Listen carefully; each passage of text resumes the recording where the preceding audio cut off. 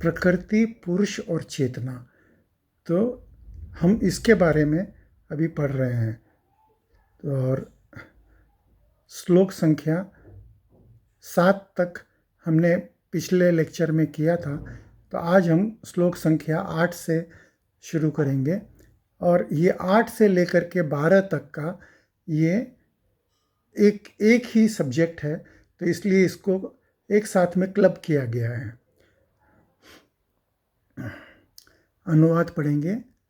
विनम्रता, दंभहीनता, अहिंसा, असहिष्णुता, सरलता, प्रामाणिक गुरु के पास जाना, पवित्र, स्थिरता, आत्मसंयम, इंद्रिय तृप्ति के विषय का परित्याग, अहंकार का अभाव, जन्म, मृत्यु, वृद्धावस्था तथा रोग के दोषों की अनुभूति, वैराग्य, संतान, स्त्री, घर तथा अन्य वस्तुओं की ममता से मुक्ति, अच्छी तथा बुरी घटनाओं के प्रति संभाव, मेरे प्रति निरंतर अनन्य भक्ति, एकांत स्थल में रहने की इच्छा, जिन समूह से विलगाव, आत्म साक्षात्कार की महत्ता को स्वीकारना तथा परम सत्य की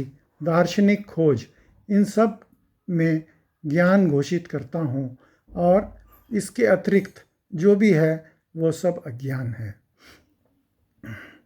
तो भगवान यहाँ पे ये बता रहे हैं कि ज्ञान क्या है और अज्ञान क्या है, हमको जानने लायक क्या चीज़ है और क्या चीज़ ऐसी है जिसको हम स्किप कर सकते हैं। तो तात्पर्य पढ़ेंगे श्रीला प्रभुपाद द्वारा।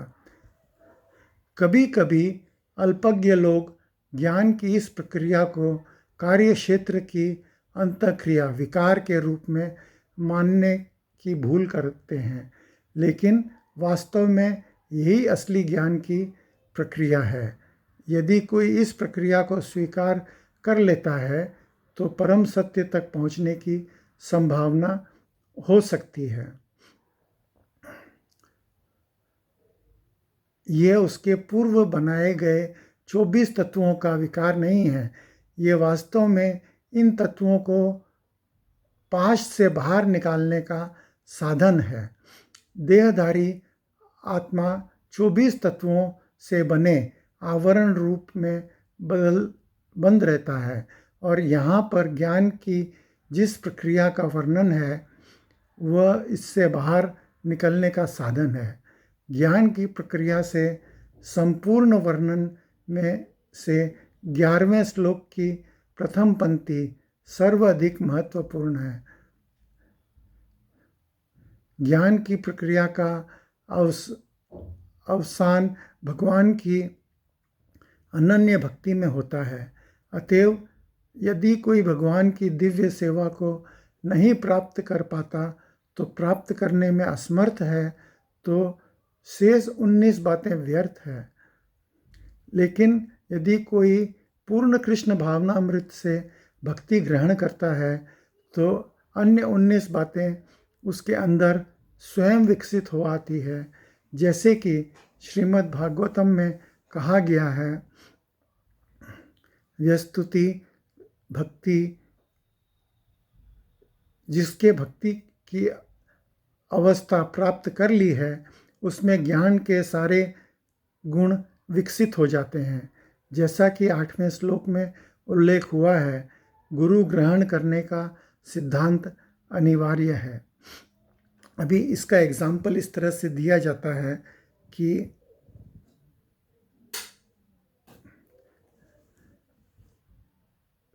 ध्रुव महाराज 5 वर्ष की आयु में वो जंगल चले गए थे भगवान का तपस्या करने के लिए।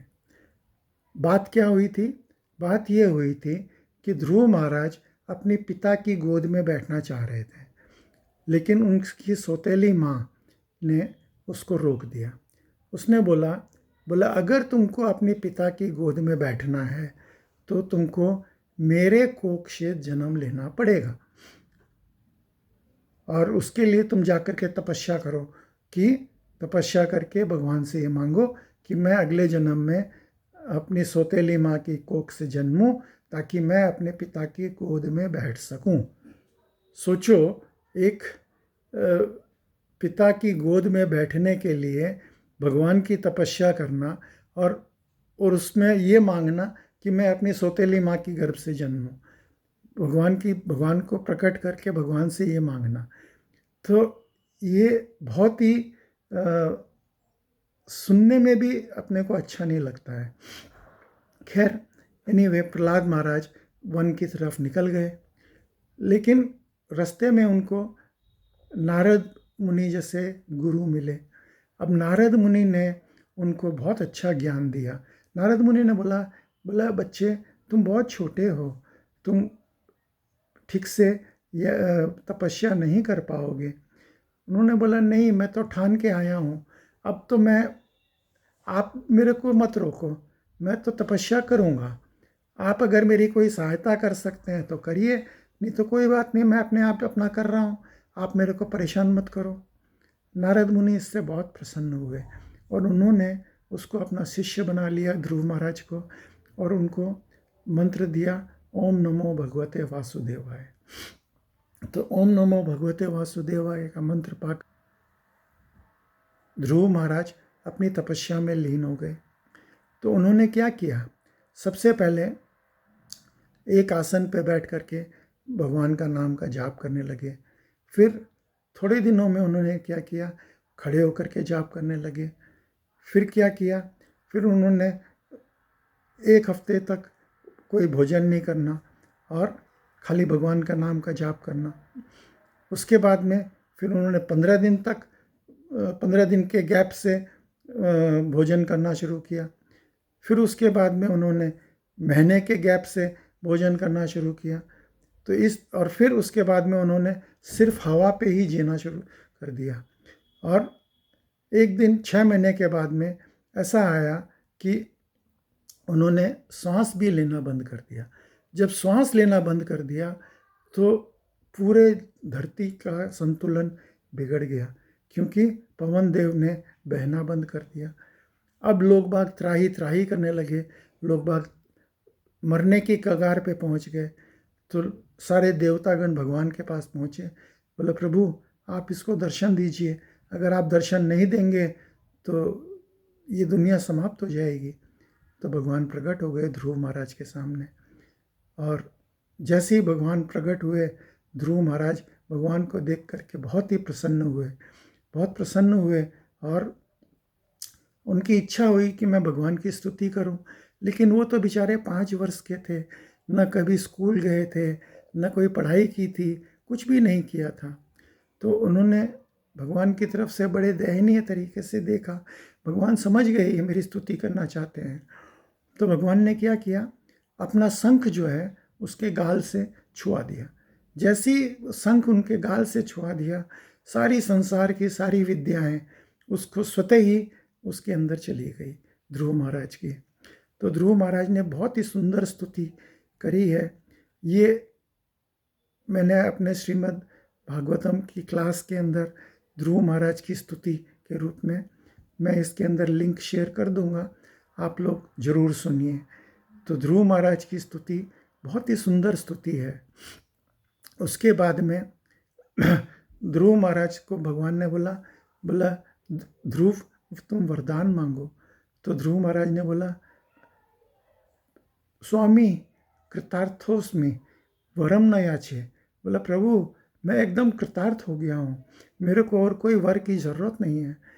भगवान ने बोला, नहीं ध्रुव, तुम यहाँ पे इच्छा लेके आए हो, तुम इच्छा लेके आए हो कि तुमको अपने पिता से भी बड़ा राज्य चाहिए, तो मेरे को तो तुम्हारी वो इच्छा पूर्ण करनी पड़ेगी।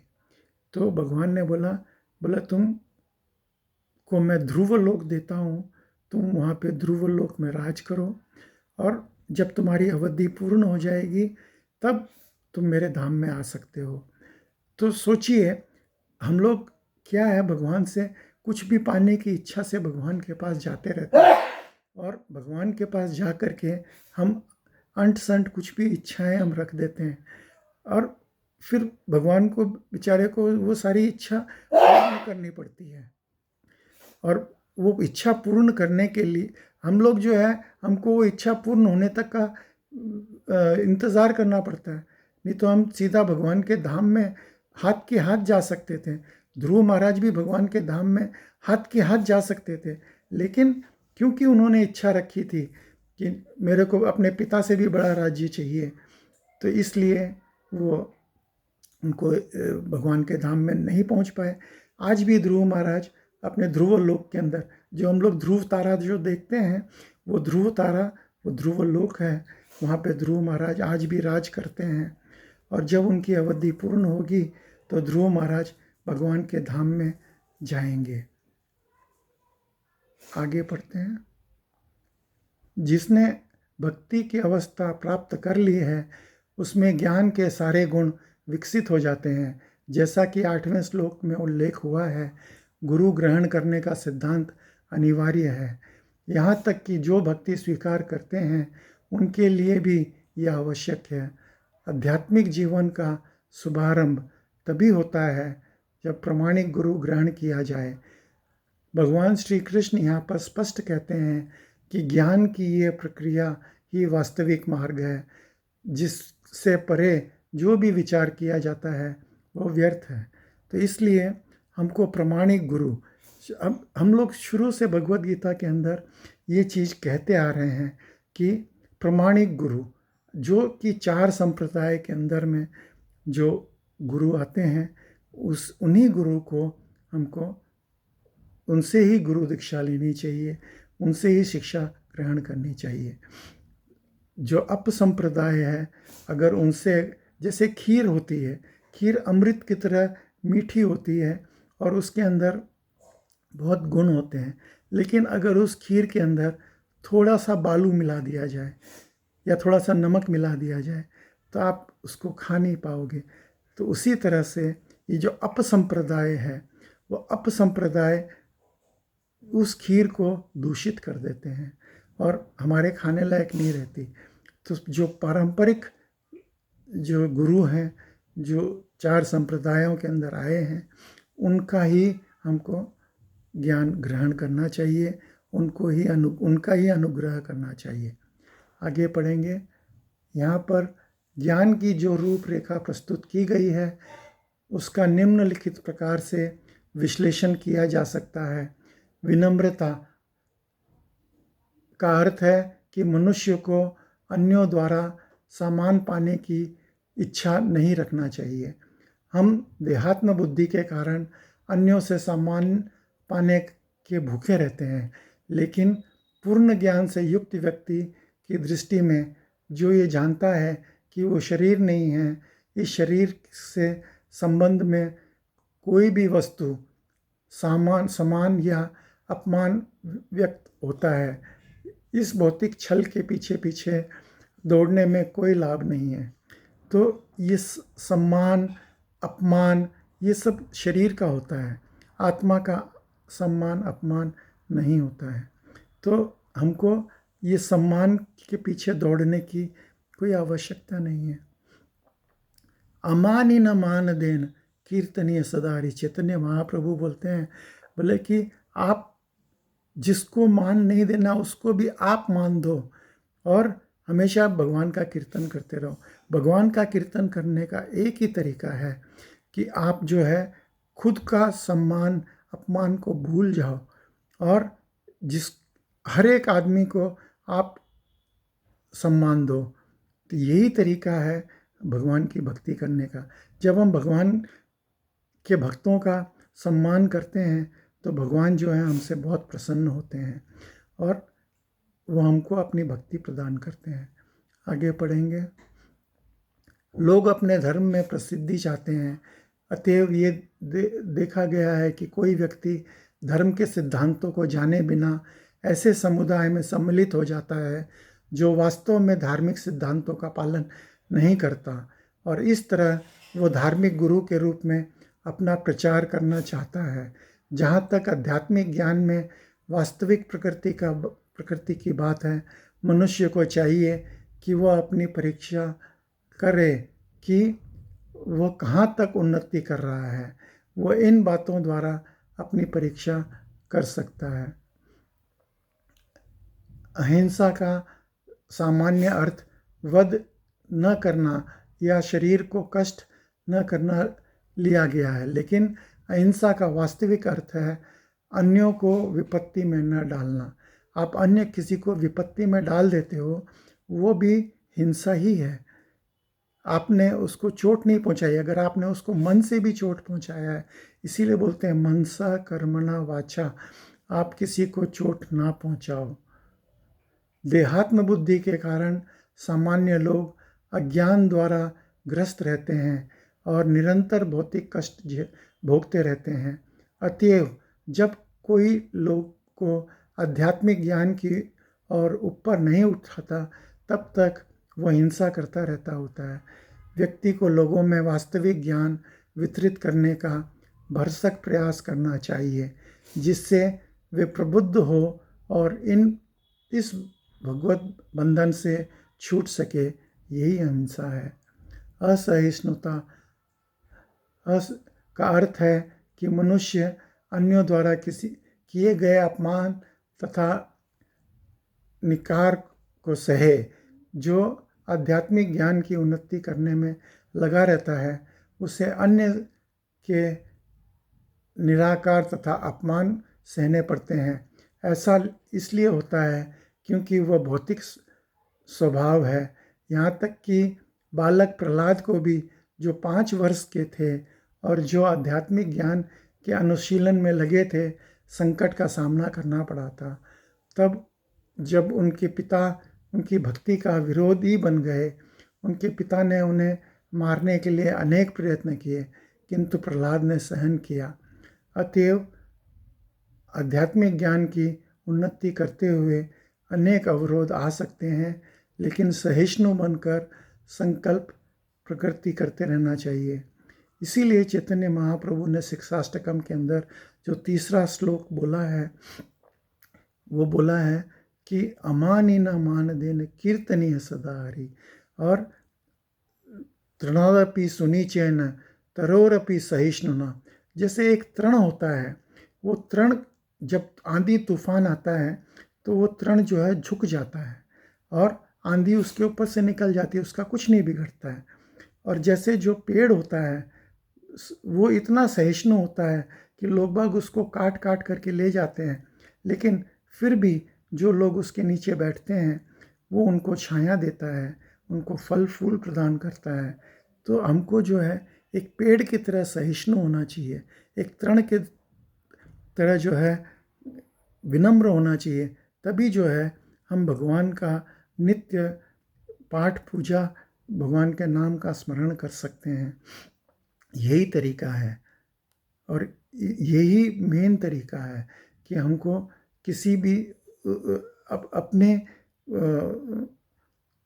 खुद के प्रतिष्ठा के पीछे नहीं दौड़ना चाहिए, न अमान अपमान के पीछे दौड़ना चाहिए।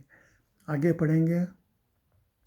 सरलता का अर्थ है बिना किसी कूटनीति के मनुष्य इतना सरल हो कि अपने शत्रु तक से वास्तविक सत्य का उद्घाटन कर सके। जहाँ तक गुरु बनाने का प्रश्न है, आध्यात्मिक ज्ञान में प्रगति करने के लिए यह आवश्यक है, किंतु क्योंकि बिना प्रमाणिक गुरु के ये संभव नहीं। मनुष्य को चाहिए कि विनम्रतापूर्वक गुरु के पास जाए और उससे अपनी समस्त सेवाएं अर्पित करे, जिससे ये शिष्य को अपना आशीर्वाद दे सके। क्योंकि प्रमाणिक गुरु कृष्ण का प्रतिनिधि होता है, अतएव यदि वो शिष्य को आशीर्वाद देता है तो शिष्य तुरंत प्रगति करने लगता है, भले ही वो विधि विधानों का पालन न करता रहा हो। अतएव जो बिना किसी स्वार्थ के अपने गुरु की सेवा करता है, उसके लिए ये नियम सरल बन जाते हैं। इसी संदर्भ में मैंने भगवद गीता का 4थे अध्याय के 34वें श्लोक में आप लोगों को इसके बारे में विस्तार से बताया है। अगर आप लोग हो सके तो उस श्लोक को दोबारा फिर से श्रवण करें, तो आपको इसके बारे में और दृढ़ता से आगे समझ में आएगा। आगे पढ़ेंगे। आध्यात्मिक जीवन में प्रगति करने के लिए पवित्रता, शौचम अनिवार्य है। पवित्रता दो प्रकार की होती है, आंतरिक तथा बाह्य। बाह्य पवित्रता का अर्थ है स्नान करना, लेकिन आंतरिक पवित्रता के लिए निरंतर कृष्ण का चिंतन तथा हरे कृष्ण महामंत्र का कीर्तन करना होता है। इस विधि से मन में से पूर्व क्रम की संचिति धूली हट जाती है। तो स्नान करने से हम सिर्फ अपने शरीर को, जैसे पिंजड़े को धो सकते हैं, लेकिन अगर हम भगवान के नाम का जाप करेंगे तो अंदर से हमारा शरीर पवित्र होएगा। चेतो दर्पण मार्जनम, चैतन्य महाप्रभु ने शिक्षाष्टकम, पहले शिक्षाष्टकम के अंदर यही बताया है कि हमारे हृदय के अंदर जो मैल जमा हुआ है, उस मैल को निकालने के लिए हमको भगवान के नाम का जाप करेंगे तो वो उसका जो मैल है, जिसके अंदर हम अपना दर्पण के अंदर शक्ल नहीं देख पा रहे हैं, उसका मार्जन होएगा। और जब मार्जन होएगा तो हम उसके अंदर अपनी शक्ल एकदम साफ साफ देख पाएंगे। तो चेतो दर्पण मार्जनम भव महादावाग्नि निर्वापणम। तो चैतन्य महाप्रभु ने इसके बारे में बहुत ही विस्तार से बताया है। इसके आगे पढ़ेंगे।